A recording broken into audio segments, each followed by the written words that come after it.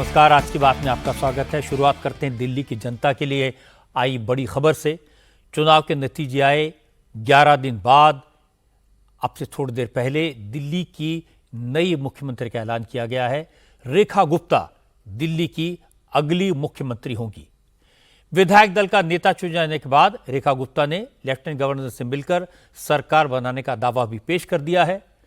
प्रधानमंत्री नरेंद्र मोदी, रक्षा मंत्री राजनाथ सिंह, बीजेपी के और बड़े नेताओं ने रेखा गुप्ता को नई जिम्मेदारी के लिए बधाई दी है। पहली बार विधायक बनी रेखा गुप्ता कल दोपहर 12:35 पर रामलीला मैदान में मुख्यमंत्री पद की शपथ लेंगी। लेकिन सबके मन में यह सवाल जरूर है कि आखिर रेखा गुप्ता को मुख्यमंत्री क्यों बनाया गया? नाम के ऐलान में इतनी देरी क्यों हुई?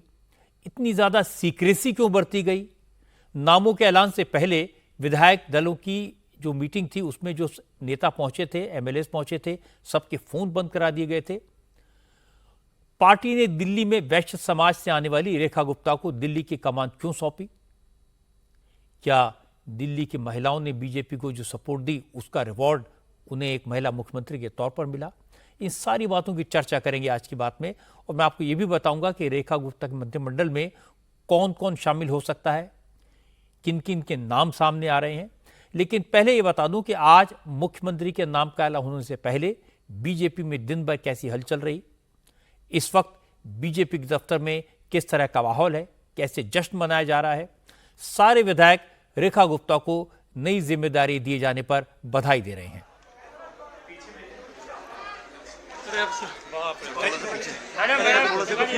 रेखा गुप्ता के घर पर ढोल नगाड़े बज रहे हैं, मिठाइयां बांटी जा रही हैं, बधाई देने वालों का तांता लगा हुआ है। रेखा गुप्ता दिल्ली की चौथी महिला मुख्यमंत्री हैं। सुषमा स्वराज, शीला दीक्षित और आतिशी सिंह के बाद रेखा गुप्ता ने दिल्ली के मुख्यमंत्री की कुर्सी संभालने का फैसला किया। उनको इसका पार्टी ने तय किया कि वो कुर्सी संभालेंगी। आज सुबह प्रधानमंत्री आवास में नरेंद्र मोदी की अध्यक्षता में बीजेपी पार्लियामेंट्री बोर्ड की मीटिंग हुई। इस मीटिंग में दिल्ली विधायक दल की मीटिंग में रविशंकर प्रसाद और ओम प्रकाश धनखड़ को सेंट्रल ऑब्जर्वर बनाने का फैसला हुआ। इसके बाद शाम 7 बजे रविशंकर प्रसाद और ओपी धनखड़ विधायक दल की मीटिंग में पहुंचे। मीटिंग से पहले रविशंकर प्रसाद और ओपी धनखड़ ने प्रवेश वर्मा, विजेंद्र गुप्ता, रेखा गुप्ता और सतीश उपाध्याय से अलग अलग बातचीत की। इसके बाद विधायक दल की मीटिंग में प्रवेश वर्मा, विजेंद्र गुप्ता और सतीश उपाध्याय ने विधायक दल की नेता के तौर पर रेखा गुप्ता के नाम का प्रस्ताव रखा। 10 मिनट की औपचारिक मीटिंग में सभी 48 विधायकों ने रेखा गुप्ता के नाम पर सहमति बनाई, जिसके बाद सर्वसम्मति से यह तय हो गया कि रेखा गुप्ता कल मुख्यमंत्री पद की शपथ लेंगी।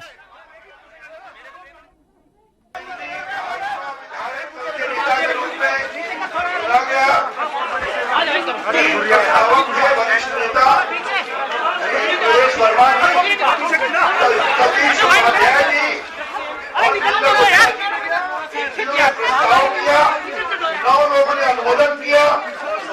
मेरे साथ ओम प्रकाश धनखड़ जी हैं। सर्वानुमति से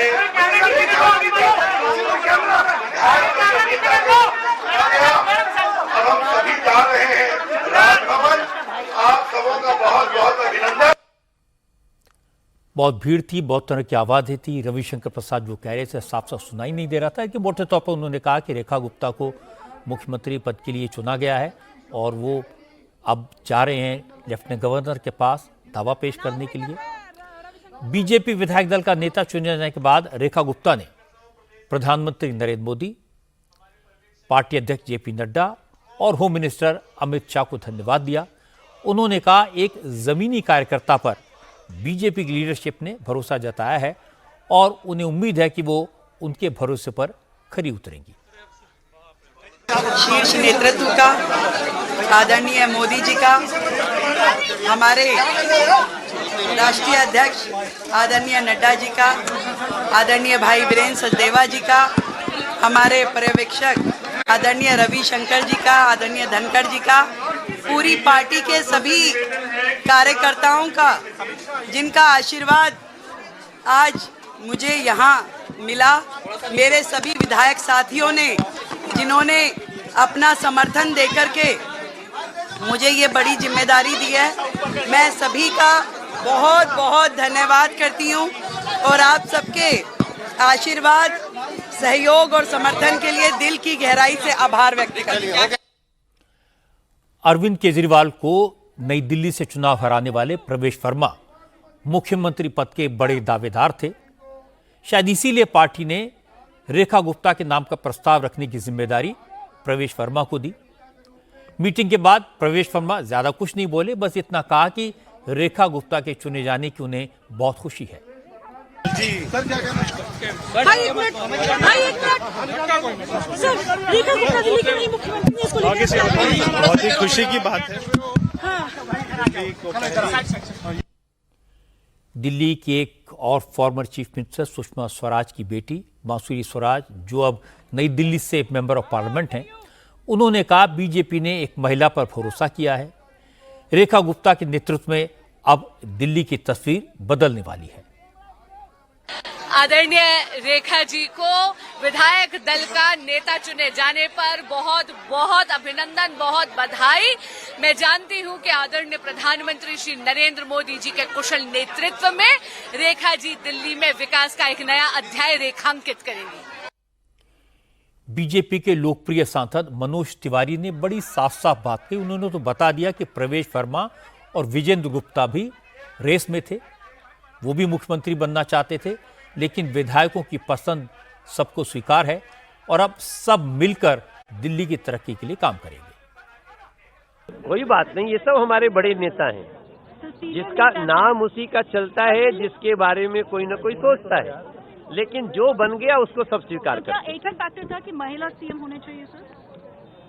अभी ऐसा नहीं है, रेखा गुप्ता जी की अपनी क्षमता है और हमारे यहाँ इतना नहीं सोचा जाता। कोई एक कार्यकर्ता बनना था, भाजपा का मुख्यमंत्री रेखा गुप्ता आगे बढ़ गई। दिल्ली में क्या बदलाव देखे जाएंगे? डबल सरकार है, महिला आपको ऐसी दिल्ली बना करके देंगे जिसपे आपको एक दिल्ली के नागरिक के रूप में गर्व होगा।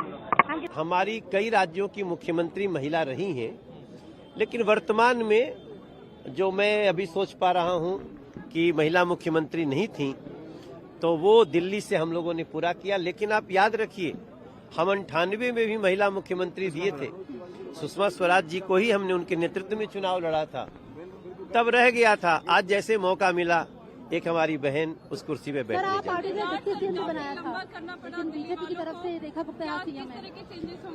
अभी बाकी निर्णय पे विचार होगा, लेकिन वर्तमान में रेखा गुप्ता जी को विधायक दल का नेता चुन लिया। बीजेपी के सभी नेता इस वक्त रेखा गुप्ता को बधाई दे रहे हैं, उनका अभिनंदन कर रहे हैं। इस बात की चर्चा है कि एक डिप्टी चीफ मिनिस्टर बनाया जाएगा, लेकिन कैलाश गहलोत ने कहा कि मीटिंग में डिप्टी सीएम को लेकर कोई बात नहीं हुई। प्रवेश वर्मा का नाम की चर्चा आज नहीं हुई, लेकिन कल मुख्यमंत्री और अन्य मंत्री शपथ लेंगे। को बहुत बहुत शुभकामनाएं और सभी दिल्ली वासियों को बहुत बहुत शुभकामनाएं। और मुझे पूरा यकीन है कि ऑनरेबल पीएम की गाइडेंस और लीडरशिप में Rekha ji as CM of Delhi बहुत बढ़िया काम करके दिखाएंगे। I don't think deputy CM को डिस्कशन हुआ है और कल सीएम और मिनिस्टर्स का जो है वो शपथ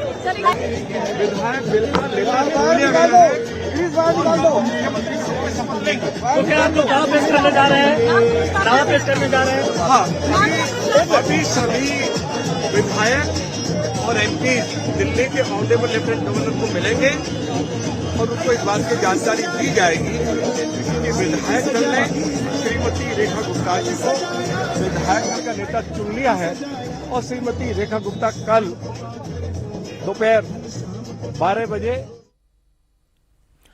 अरविंद केजरीवाल और आतिशी सिंह ने भी रेखा गुप्ता को बधाई दी है।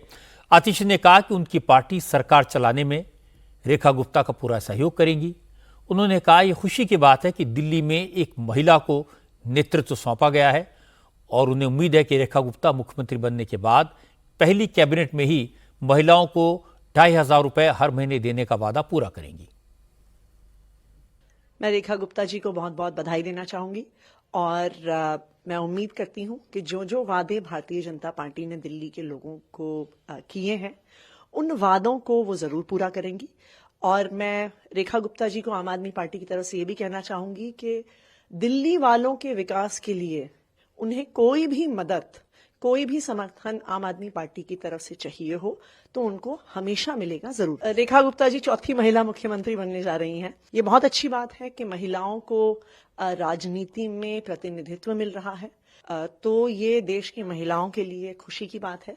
और मैं ये भी उम्मीद करती हूं कि जो महिलाओं को वादा भारतीय जनता पार्टी ने किया है कि वो 2500 रुपए दिल्ली की हर महिला को सम्मान राशि देंगे, और ये पहले ही कैबिनेट में पास होगी और 8 मार्च जो महिला दिवस है उस तक दिल्ली की महिलाओं के खाते में आ जाएगा।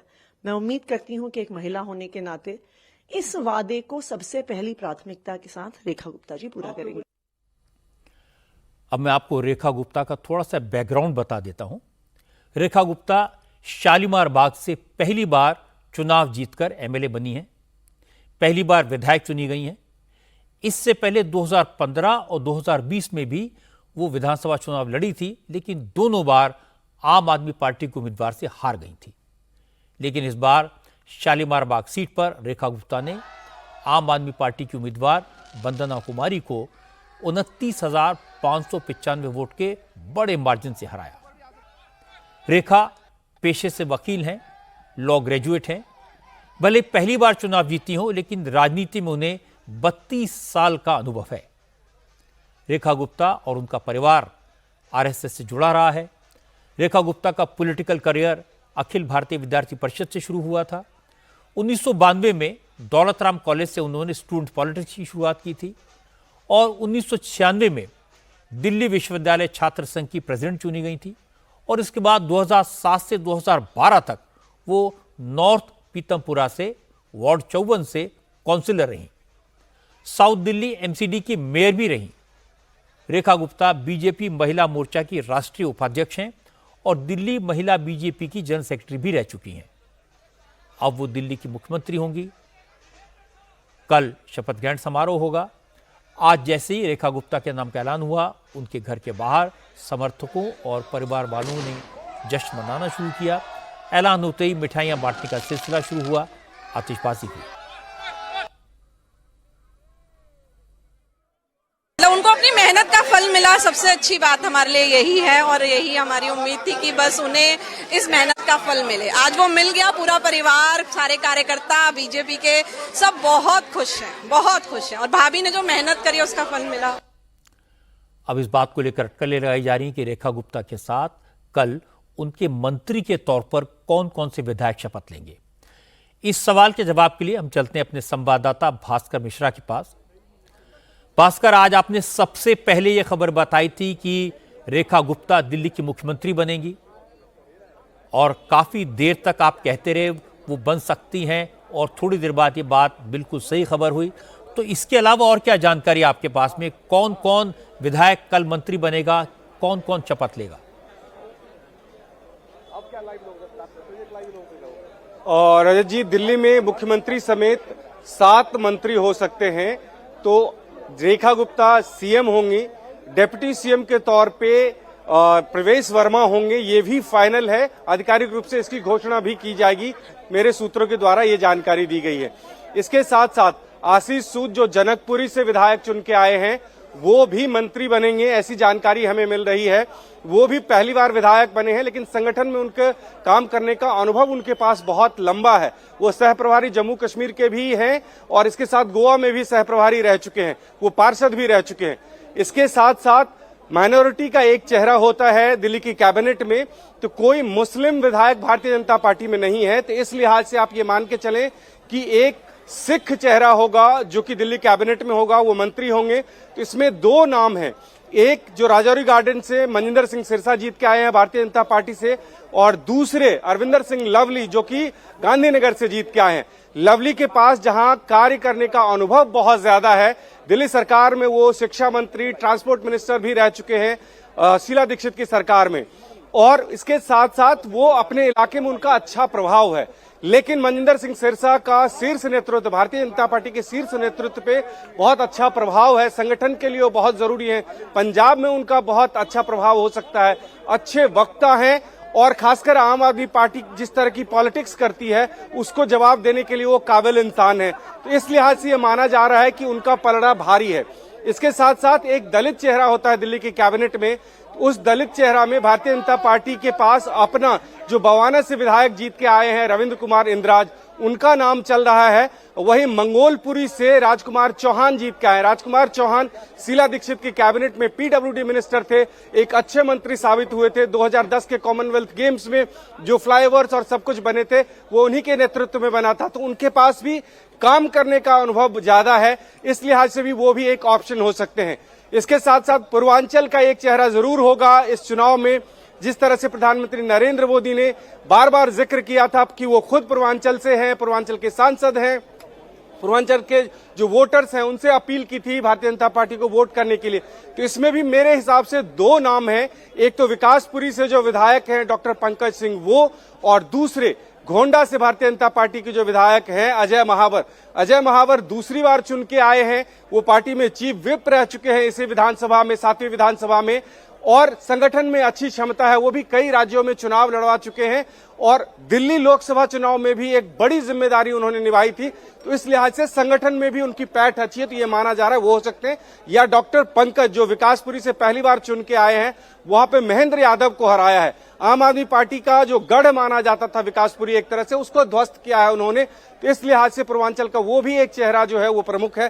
तो इन दोनों में से कोई एक पूर्वांचल के तौर पे मंत्री हो सकते हैं। रजत जी भास्कर, अब इंतजार करेंगे कि आपने ये जो नाम बताए हैं इनमें से कौन कौन मंत्री बनता है, लेकिन आपने दिल्ली की मुख्यमंत्री रेखा गुप्ता होंगी ये खबर ब्रेक की, इसके लिए मैं आपको बहुत बहुत बधाई देता हूं और बहुत बहुत धन्यवाद आपका।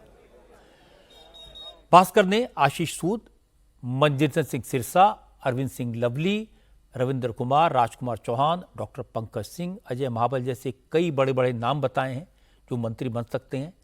कौन कौन शपथ लेगा ये तो कल ही पता चलेगा, लेकिन ये तय है कि कल रामलीला मैदान में रेखा गुप्ता मुख्यमंत्री पद की शपथ लेंगी। कल सुबह 11 बजे से दिल्ली के रामलीला मैदान में मेहमानों के आने का सिलसिला शुरू हो जाएगा। मुहूर्त का समय 12:37 का है जब मुख्यमंत्री का शपथ ग्रहण होगा। प्रधानमंत्री नरेंद्र मोदी, रक्षा मंत्री Rajnath Singh, home minister Amit Shah, BJP अध्यक्ष जेपी नड्डा समेत तमाम कैबिनेट मिनिस्टर और बीजेपी के बड़े नेता इस शपथ ग्रहण समारोह में शामिल होंगे। 22 राज्यों के मुख्यमंत्री और डिप्टी चीफ मिनिस्टर भी मौजूद रहेंगे, इस कार्यक्रम का हिस्सा बनेंगे। हालांकि यूपी के मुख्यमंत्री योगी आदित्यनाथ और बिहार के मुख्यमंत्री नीतीश कुमार इस कार्यक्रम में संभवतः नहीं आएंगे, लेकिन यूपी और बिहार के दोनों डिप्टी चीफ मिनिस्टर समारोह में मौजूद रहेंगे। केंद्रीय मंत्री राजीव रंजन सिंह और संजय झा शपथ ग्रहण समारोह में जेडीयू का रिप्रेजेंटेशन करेंगे। शपथ ग्रहण समारोह के लिए 3 बड़े मंच बनाए गए हैं। दिल्ली की महिलाओं, किसान खापों, दलित समुदाय के लोगों और धर्मगुरुओं के लिए विशेष इंतजाम किए गए हैं। स्वेरिंग इन सेरेमनीज के लिए पूर्व मुख्यमंत्री अरविंद केजरीवाल और आतिशी सिंह को भी न्योता भेजा गया है। दिल्ली कांग्रेस अध्यक्ष देवेंद्र यादव को भी इनवाइट किया गया है। शपथ ग्रहण समारोह को लेकर बीजेपी सांसद प्रवीण खंडेलवाल ने बताया कि पार्टी के लिए दिल्ली की जीत इमोशनल है। 27 साल के सूखे के बाद मिली इस खुशी का जश्न तो बड़ा ही होना चाहिए। रेखा गुप्ता को मुख्यमंत्री बनाकर प्रधानमंत्री नरेंद्र मोदी ने दिल्ली की महिलाओं और उनके सपोर्ट के लिए, उनके भरोसे के लिए उनको अब धन्यवाद दिया है। अब रेखा गुप्ता का पहला काम होगा महिलाओं को हर महीने 2500 रुपए की सहायता का ऐलान करना। और अगर बीजेपी सही मायने में दिल्ली की जनता का आभार प्रकट करना चाहती है तो उसका बेस्ट तरीका होगा सुपर फास्ट स्पीड से काम। महिला सम्मान योजना लागू करना, 500 रुपए में एलपीजी सिलेंडर देना, आयुष्मान भारत योजना लागू करना, यह सब मुश्किल काम नहीं है। इनके लिए सिर्फ आदेश जारी होने हैं।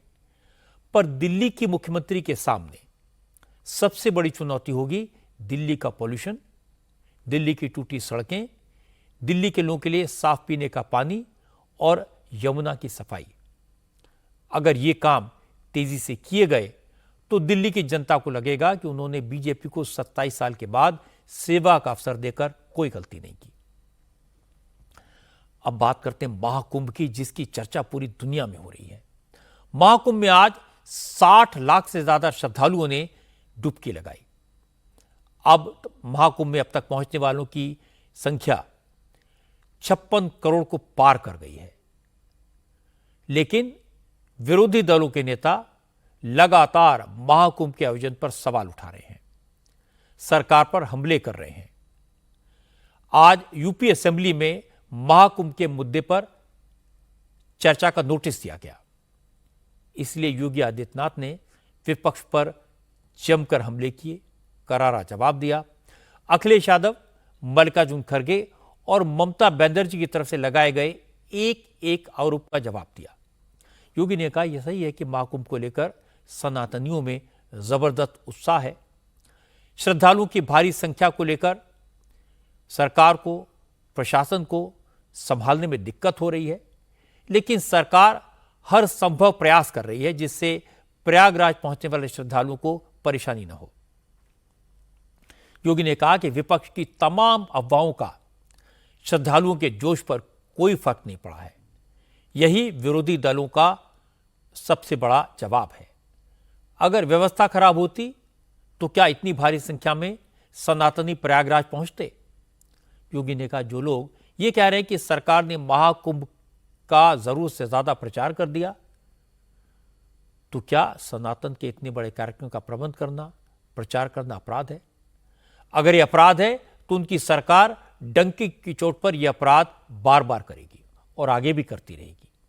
योगी ने सदन में विरोधी दलों के नेताओं के बयान पढ़कर सुनाए। कहा कि झूठे वीडियो, झूठी खबरें, गलत बयान देकर महाकुंभ को बदनाम करने की कोशिश की गई, लेकिन वो जानते हैं कि यह सब होगा, इसलिए उन्होंने इसकी परवाह नहीं की।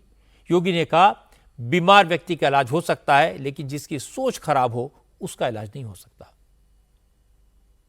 हम लोग जब यहां पर चर्चा में भाग ले रहे हैं, उस समय प्रयागराज में 56 करोड़ 25 लाख से अधिक श्रद्धालु मां गंगा, मां यमुना और मां सरस्वती की इस त्रिवेणी में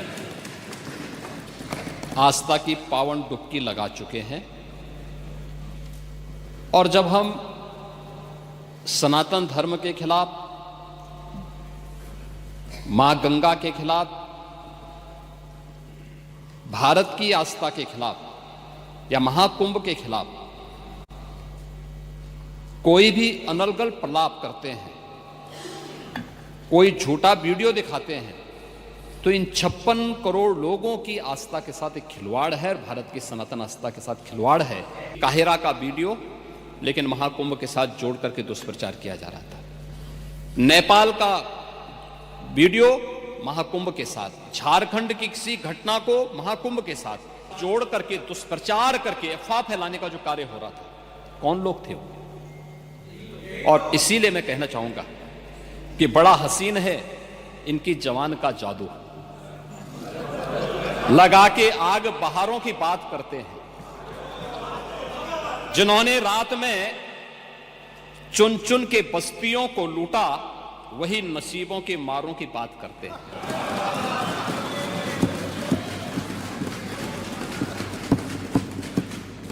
आपके अध्यक्ष ने कहा कि हम मांग करते हैं कि अकबर का किला जो बिल्कुल संगम नोच पर वहां जो वट वृक्ष है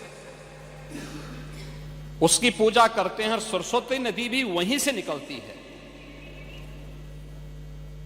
आप देखिए, यानी अक्षय वट का नाम भी उनको नहीं मालूम। सरस्वती कूप को सरस्वती नदी कहते हैं। ये आपका जनरल नॉलेज है।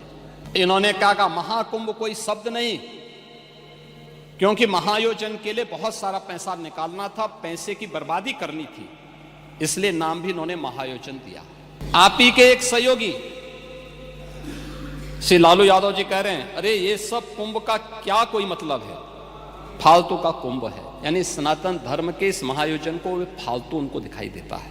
इनके एक और सहयोगी उससे भी 2 कदम आगे आकर के कहती हैं कि महाकुंभ मृत्यु कुंभ में बदल गया है। ये क्या है? ये क्या है? मल्लिकार्जुन खड़गे, कांग्रेस के नेता, अध्यक्ष, कहते हैं कुंभ भगदड़ में हजारों लोग मारे गए। और जया बच्चन क्या कहती हैं? ये समाजवादी पार्टी की नेत्री है। शवों को गंगा में बहा दिया गया, इससे पानी प्रदूषित हुआ है। अखिलेश यादव ने इल्जाम लगाया था कि सरकार ने करोड़ों लोगों को कुंभ में बुला तो लिया, लेकिन उनके लिए इंतजाम नहीं किए। प्रयागराज पहुंचे गरीब लोग भूखे मर रहे हैं, किसी के रुकने का इंतजाम नहीं है, लोग सर्दी में खुलेआम सो रहे हैं, हर तरफ गंदगी फैली है, शौचालयों की सफाई नहीं हो रही है। योगी ने एक एक आरोप का जवाब दिया। सबसे पहले 2013 के कुंभ के आंकड़े गिनाए, उनकी तुलना इस बार के महाकुंभ से की।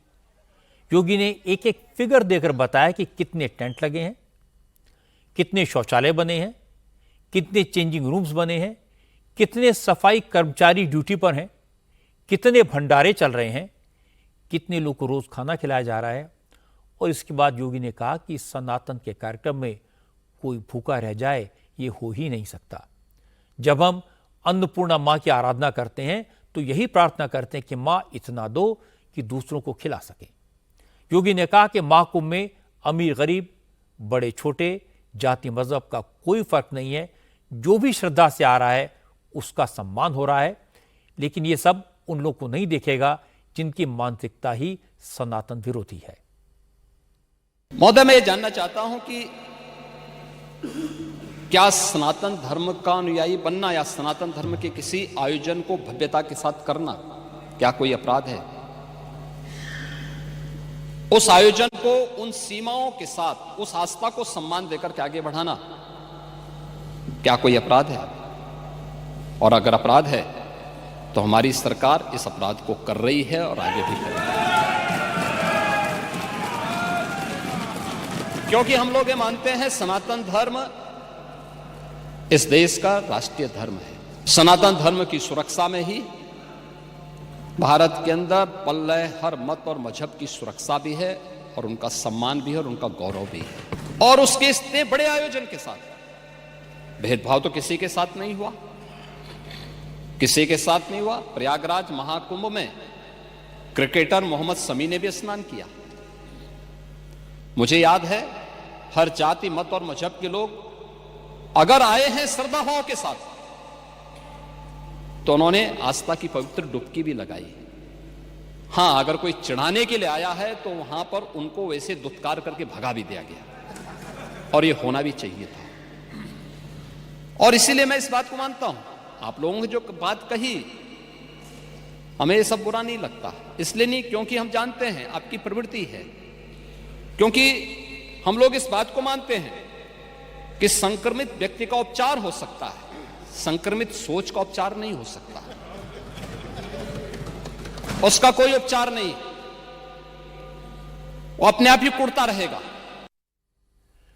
अखिलेश यादव ने कई बार यह आरोप लगाया है कि सरकार महाकुंभ में मौनी अमावस्या के दिन हुई भगदड़ में श्रद्धालुओं की मौत का आंकड़ा छुपा रही है।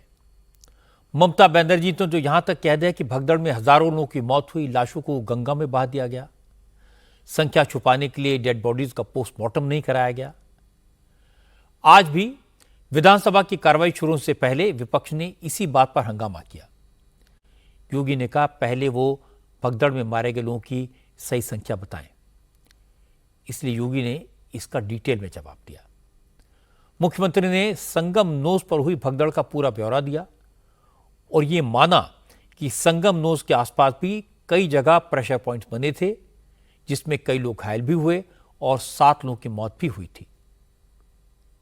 मौनी अमावस्या के दिन जब एक दुर्भाग्यपूर्ण घटना घटी थी, उस समय प्रयागराज के अंदर मेला क्षेत्र में ही 5 करोड़ से अधिक श्रद्धालु थे।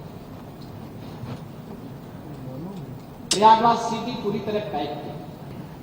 29 की रात्रि में दुर्भाग्यपूर्ण घटना घटित होती है। 1:10 से लेकर 1:30 बजे के बीच में घटना घटित होती है, जब संगम नोज के पास अचानक अत्यधिक प्रेशर होने के बाद बैरिकेड्स टूटती हैं और बहुत सारे श्रद्धालु उस एरिया में आते हैं जहां पे एक प्रकार का होल्डिंग एरिया जो था, वहां घुस जाते हैं। वहां पहले से बैठे हुए श्रद्धालुओं के ऊपर वे अचानक गिरते हैं और उसके बाद पर दुर्भाग्यपूर्ण घटना फिर वहां घटना घटित होती है, जिसमें 66 श्रद्धालु उसकी चपेट में आए थे, जिन्हें तत्काल हॉस्पिटल पहुंचाया गया, जिसमें से 30 श्रद्धालुओं की मौत हुई। 36 श्रद्धालु, जिनमें 36 श्रद्धालु वहां पे स्थानीय मेडिकल कॉलेज में भर्ती किए गए। 30 में से 29 की पहचान हुई। उनके परिवारजनों ने बकायदा, क्योंकि कोई इस आयोजन के साथ जुड़ता है तो एक परंपरा होती है, लोगों की अपनी आस्था होती है, वो लोग ये मानते हैं, वो कहते हैं साहब पोस्टमार्टम मत करिए, घटना घटित हो गई है, हमारे साथ केवल एक हम पंचनामा बनाना चाहते हैं। उनकी रजामंदी की, और ये जो भी कार्य हुआ है ये मजिस्ट्रेट के सामने, पुलिस के सामने, प्रशासन के सामने, परिवारजनों के सामने उनकी बॉडी को वे लोग लेके गए। एक की पहचान नहीं हो पाई, उनका डीएनए प्रिजर्व किया गया, उनका अंतिम संस्कार लोकल स्तर पर प्रशासन ने किया। प्रयागराज के अंदर अलग अलग जगहों पर और भी अन्य स्थानों पर कुछ प्रेशर पॉइंट बने थे, कुछ लोग घायल हो रहे थे, जिसमें से लगभग 30-35 के आसपास लायक लोग घायल अन्य स्थानों पर भी हुए, उन्हें भी हॉस्पिटल पहुंचाया गया। उनमें भी 7 लोगों की मौतें हुई हॉस्पिटल ले जाते समय या हॉस्पिटल में। लेकिन ये घटना इस रूप में नहीं प्रदर्शित होनी चाहिए कि अलीगढ़ की घटना को भी हम प्रयागराज महाकुंभ के साथ जोड़ें, झारखंड की घटना को भी इसके साथ जोड़ें, नेपाल की घटना को भी इसके साथ जोड़ें। मुझे लगता है ये महाकुंभ के साथ न्याय नहीं होगा। अखिलेश यादव महाकुंभ को लेकर एक और सवाल उठाते हैं। वहां पहुंचे श्रद्धालुओं की संख्या पर शक जाहिर करते हैं। वो पूछते हैं कि सरकार ने गिनती कैसे की। वो कहते हैं कि सरकार झूठे आंकड़े दे रही है। इस पर योगी ने इंटरेस्टिंग जवाब दिया। योगी ने कहा, पहले अखिलेश कहते थे कि प्रयागराज में भीड़ नहीं है, फिर खुद चुपके से देखने पहुंच गए। जब भीड़ देख ली तो कहने लगे भीड़ के लिए इंतजाम नहीं है। योगी ने कहा कि भतीजा जो चुपके से पुण्य की डुबकी लगा लेगा, लेकिन चाचा को इस बार पीछे छोड़ दिया। अगर चाचा को भी ले जाता तो उनके पाप भी धुल जाते, चाचा भी कुंभ का नजारा देख लेते। योगी ने कहा कि वो तो स्पीकर से अनुरोध करेंगे एक दिन सभी विधायकों को कुंभ ले जाए, जिससे उन लोगों की आंखें खुल जाए जिनकी आंखों पर पट्टी बंधी है।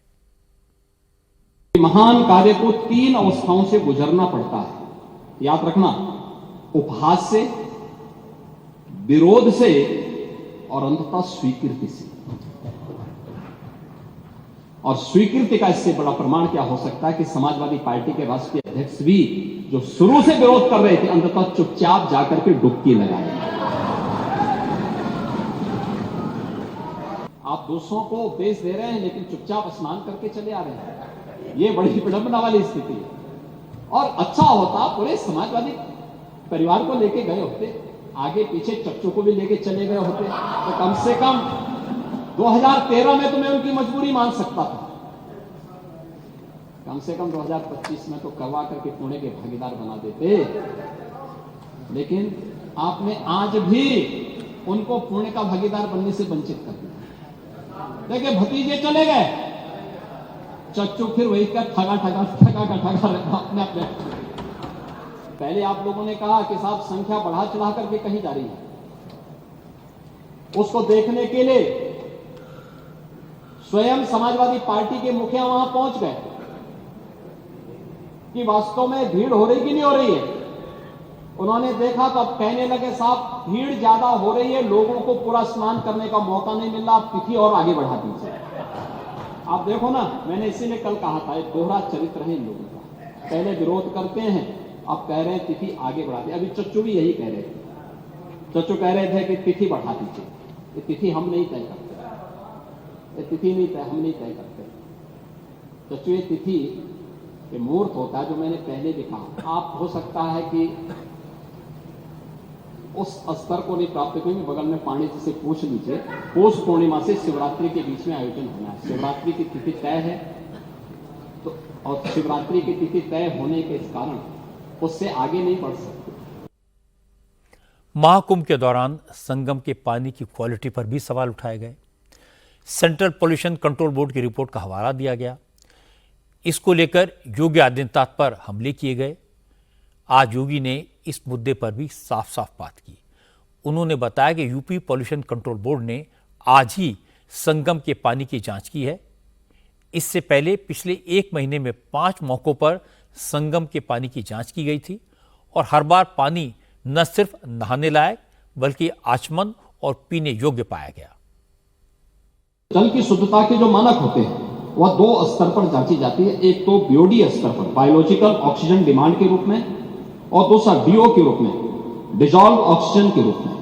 आज की जो उनकी रिपोर्ट है संगम की कि संगम और उसके आगे पीछे जो बीओडी है वो 3 या उससे कम है और डिजॉल्व ऑक्सीजन की मात्रा ये 8 और 9 से अधिक पाई जा रही है। यानी संगम का जल स्नान करने लायक भी है और आचमन करने लायक भी है। जो लोग इसका दुष्प्रचार कर रहे हैं वे उन सबको इस बात को देखना चाहिए। एक समाचार पत्रों में एक न्यूज जो देखने को मिली, मैं भी देख रहा था, पुरानी न्यूज है, एनजीटी के माध्यम से, एनजीटी का नाम लेकर के दिया गया है, किसी ने दिया है, जिसमें उन्होंने कहा है कि फीकल कोलिफॉर्म की उसमें उन्होंने चर्चा की। ये फीकल कोलिफॉर्म की जो मात्रा उन्होंने की है इसमें 2500 एमपीएम यानी मोस्ट प्रोबेबल नंबर, ये उससे उसका मापक माना गया है। इससे कम होनी चाहिए 100 ml में। लेकिन प्रयागराज के संदर्भ में जो मैं आपको स्पष्ट करना चाहूंगा कि 12, 16, 20, 25, 30 जनवरी, 5, 10 और 13 फरवरी को जो सैंपल के परीक्षण लिए गए हैं उसमें संगम नोच पर फीकल कोलिफॉर्म की मात्रा मानक के अनुरूप पाई गई है। ये Uttar Pradesh pollution control board का है जो 2500 एमपीएम प्रति 100 ml से ये कम पाई गई है। इसका मतलब जो दुष्प्रचार कर रहे हैं केवल कुंभ महाकुंभ को बदनाम करने की साजिश का हिस्सा है। और केंद्रीय प्रदूषण नियंत्रण बोर्ड ने भी, जिनके नाम पर खबर है, उन्होंने भी 12, 13 एवं 15 जनवरी की रिपोर्ट में इसकी मात्रा को 2000 या उससे कम पाया, यानी 2500 से कम ही पाया है। महाकुंभ के प्रबंध को लेकर, वहां लोगों की संख्या को लेकर, पानी की क्वालिटी को लेकर सवाल तो पहले दिन से ही खड़े किए गए और आज योगी ने हर सवाल का बहुत डिटेल में जवाब दिया। जवाब पहले भी दिए थे, लेकिन तो भी कुछ लोग कहते रहे कि करोड़ों लोगों को कोई कैसे गिन सकता है। मैंने एक्सपर्ट से पूछा, उन्होंने बताया कि एआई का ज़माना है, तस्वीरों को एग्जैक्ट नंबर में कन्वर्ट किया जा सकता है। सैटेलाइट से ली गई तस्वीरें भी एक इलाके में मौजूद लोगों का एग्जैक्ट नंबर बता सकती हैं। एक और तरीका है उस एरिया में एक्टिव मोबाइल फोन्स की संख्या का पता लगाना। आजकल सबके पास अपना मोबाइल होता है। इन सारी तकनीकों को मिलाकर श्रद्धालुओं की संख्या कितनी है ये पता लगाना मुश्किल नहीं होता। जो लोग महाकुंभ में गए हैं उन्होंने देखा कि खाने के लिए किस तरह के इंतजाम किए गए हैं। सिर्फ गौतम अडानी के भंडारे में 1 लाख लोग रोज खाना खाते हैं। ये फिगर एक इंडिकेशन है, इतने बड़े पैमाने पर खाने का इंतजाम किया जा रहा है। इसी तरह संगम के पानी को लेकर सवाल उठाए गए। स्वाभाविक है, जहां इतनी बड़ी संख्या में लोग नहाएंगे वहीं शक तो पैदा होगा, पर योगी आदित्यनाथ को शुरू से इस बात का अंदाजा था। इसीलिए संगम में पानी की सफाई के लिए दर्जनों ट्रैश स्कीमर मशीनें लगातार सफाई का काम करती हुए आपको दिखाई देती हैं। पानी का बहाव तेज है, उसे नहाने और आचमन के लायक बनाए रखता है। अच्छी बात है कि योगी आदित्यनाथ ने आज ऐसे सारे सवालों के जवाब दिए, फैक्ट्स और फिगर्स के साथ दिए, लेकिन इसका मतलब ये नहीं कि सवाल उठाने वाले, अफवाहें फैलाने वाले अब चुप हो जाएंगे। सबसे बड़ी बात यह कि महाकुंभ में जाने वाले लोगों का उत्साह न कम हुआ है, न उनकी संख्या में कमी आई है। इसका मतलब है कि ऐसी अफवाहों का, ऐसी बयानबाजी का, ऐसे आरोपों का लोगों पर कोई असर नहीं पड़ा है। आज चर्चा हुई कि अब रमजान आने वाला है। तेलंगाना और आंध्र प्रदेश की सरकारों ने रमजान के महीने में मुस्लिम कर्मचारियों को शाम 4 बजे दफ्तर से घर जाने की परमिशन दे दी। इसके लिए सरकारी आदेश जारी कर दिया गया है, लेकिन बीजेपी ने इसका विरोध किया है। बीजेपी के नेताओं ने इसे अपीजमेंट की पॉलिसी बताया। बीजेपी के नेता टी राजा सिंह ने कहा, रेवंत रेड्डी तेलंगाना के नए निजाम बन गए हैं, मुसलमानों को स्पेशल छूट दे रहे हैं, राजा सिंह ने कहा कि कांग्रेस की सरकारें त्योहारों पर हिंदुओं को तो कोई रियायत नहीं देती। राजा सिंह ने कहा अगर तेलंगाना की जनता ने रेवंत रेड्डी सरकार के इस कदम का विरोध नहीं किया तो भविष्य में हिंदू त्योहारों पर बैन भी लग सकता है। चाहे वो कर्नाटक हो चाहे वो तेलंगाना हो, जहां जहां पर कांग्रेस की सरकार बनती है वहां पर इसी प्रकार के सर्कुलर मुसलमानों के लिए निकलते हैं। एक केसीआर था जो हम उस केसीआर को 8वां निजाम कहते थे, लेकिन तेलंगाना की दुर्भाग्य देखिए एक 9वां निजाम पैदा हो चुका है रेवंत रेड्डी के रूप में। मुख्यमंत्री रेवंत रेड्डी जी से पूछना चाहूंगा, क्या उगादी के समय पर, क्या हिंदू फेस्टिवलों के समय पर क्या इस तरह का जीवो आपको याद नहीं आता?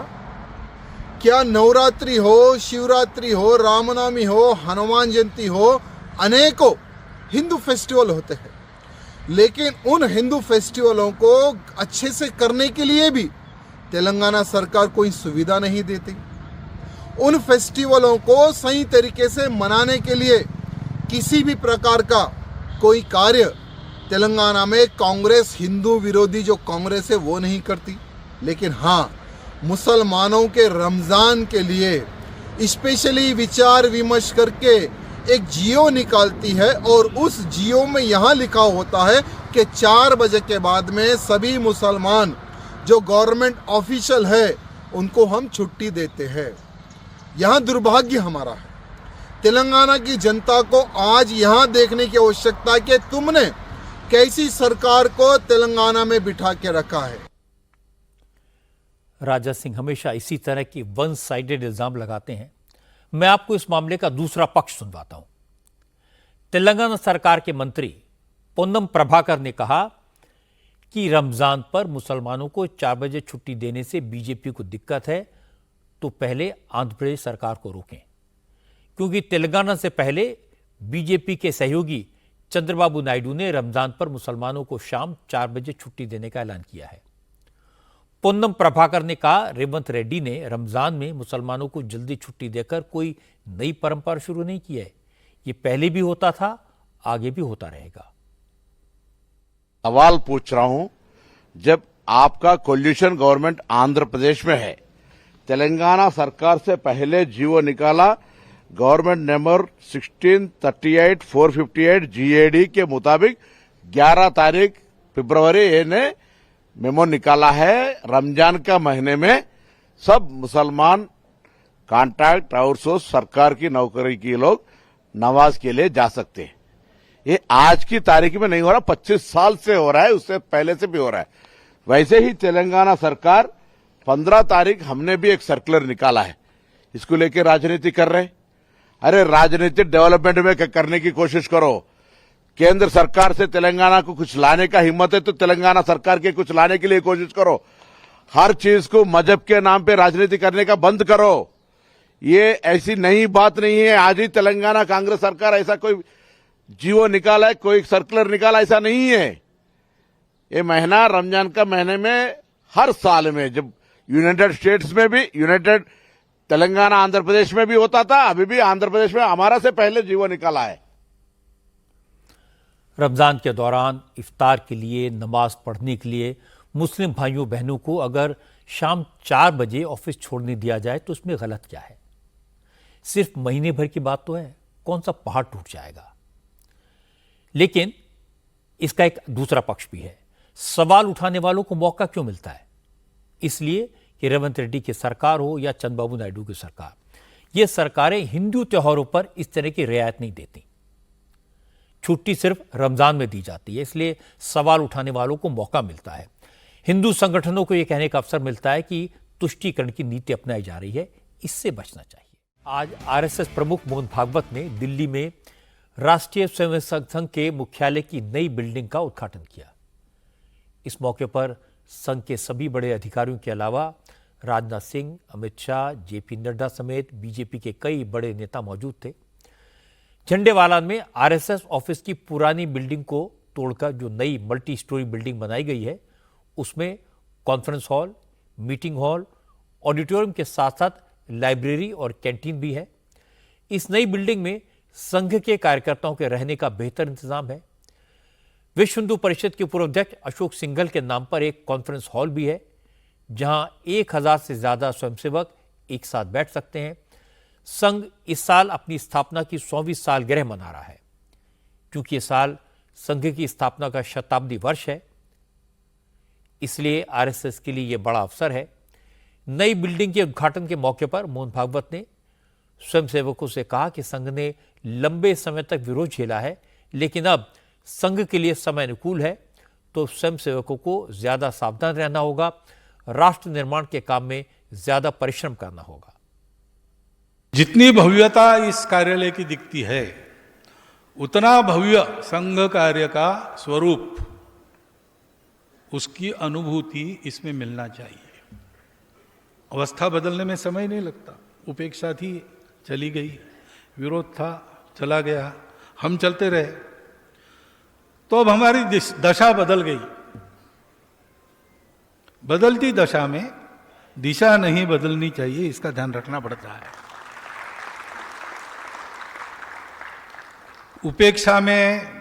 उपेक्षा ही हमको सावधान रखती थी,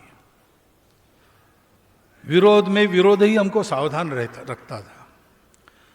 अब चारों ओर अनुकूलता है, तो हमको अपने को सावधान स्वयं ही रखना पड़ेगा। क्योंकि इतनी अच्छी अच्छी बातें संघ के बारे में कही जाएगी, तो परंपरा की दृष्टि से तो बिल्कुल सत्य है। तो केवल हमारी परंपरा नहीं, वो चलती है, वो वर्तमान भी है और भविष्य भी होगा। ये हमको देखना है। कार्य का आलय क्यों होता है? ये साधना सतत चलती रहे, इसकी प्रेरणा वहां से मिलती है, तब मातृभूमि की अर्चना संपन्न होती है। मोहन भागवत की अच्छी बात यह कि वो अपनी बात खुलकर कहते हैं, बेबाकी से कहते हैं। उन्होंने संघ की सोच को बदला है और पूरे देश को कन्विंस किया है। और अब जब संघ की स्थापना को पूरे 100 साल हो रहे हैं, तो मोहन भागवत की कोशिश है कि पूरी दुनिया में संघ के विचारों का प्रचार प्रसार हो। इसके लिए एक बड़ा प्लान बनाया गया है। संघ के नेताओं को विश्वास है कि इस वक्त पूरी दुनिया शांति के लिए भारत की तरफ, सनातन की तरफ देख रही है, और ऐसे में आरएसएस विश्व स्तर पर एक बड़ी भूमिका अदा कर सकता है। आज अमेरिका के प्रेसिडेंट डोनाल्ड ट्रंप ने भारत में वोटर टर्नआउट बढ़ाने के लिए यूएस एड की तरफ से $21 बिलियन की मदद देने पर हैरानी जताई। ट्रंप ने कहा कि भारत को अपने यहां वोटिंग परसेंटेज बढ़ाने के लिए अमेरिका की मदद की क्या जरूरत। प्रेसिडेंट ट्रंप ने कहा, भारत खुद एक अमीर मुल्क है, सक्षम देश है, इकोनॉमी अच्छी है, भारत खुद अपने इस तरह के खर्चे उठा सकता है। असल में 16 फरवरी को अमेरिका के डिपार्टमेंट ऑफ गवर्नमेंट एफिशिएंसी ने भारत में वोटर टर्नआउट बढ़ाने के लिए दी जाने वाली $21 मिलियन की मदद बंद करने का ऐलान किया था। एलन मस्क ने कहा कि यह अमेरिकी सरकार की फिजूल खर्ची है, इसको बंद किया जा रहा है। और इसके बाद आज प्रेसिडेंट ट्रंप ने भारत को दी जाने वाली इस सहायता पर बंद करने के आदेश पर साइन कर दिए। ट्रंप ने कहा वो भारत का बहुत सम्मान करते हैं, प्रधानमंत्री मोदी की बहुत इज्जत करते हैं, लेकिन भारत को इस $21 मिलियन की मदद की जरूरत नहीं है, इसलिए इसको बंद किया जा रहा है। And $21 million for voter turnout in India. Well, why are we giving $21 million to India? They got a lot of money. They're one of the highest taxing countries in the world in terms of us. We can hardly get in there because their tariffs are so high. I have a lot of respect for India. I have a lot of respect for the Prime Minister. He just left, as you know, 2 days ago. But we're giving $21 million for voter turnout. It's voter turnout in India. What about like voter turnout here? Oh, we've done that, I guess. We did 500 million, didn't we? It's called the lock boxes. $20 million for fiscal federalism in Nepal. Listen to these numbers. This is all fraud. Donald Trump को white house की कमान संभाले करीब 1 महीना पूरा होने वाला है और इन गिने चुने दिनों में उन्होंने अपने इरादे साफ कर दिए हैं। वो एक पक्के बिजनेसमैन की तरह काम कर रहे हैं। ट्रंप अमेरिका के फालतू खर्च को खत्म कर रहे हैं, इनकम के तरीके बढ़ा रहे हैं। यूएस एड के नाम पर 100 देशों को अमेरिका करीब करीब 4 लाख करोड़ रुपए देता था। इसे अब बंद कर दिया गया है। इस डिपार्टमेंट में काम करने वाले 10,000 एम्प्लॉयज की तनख्वाह बंद कर दी गई है। और इसके बारे में लोग कुछ भी कहें, लेकिन अमेरिका की जनता को यह जरूर पसंद आएगा।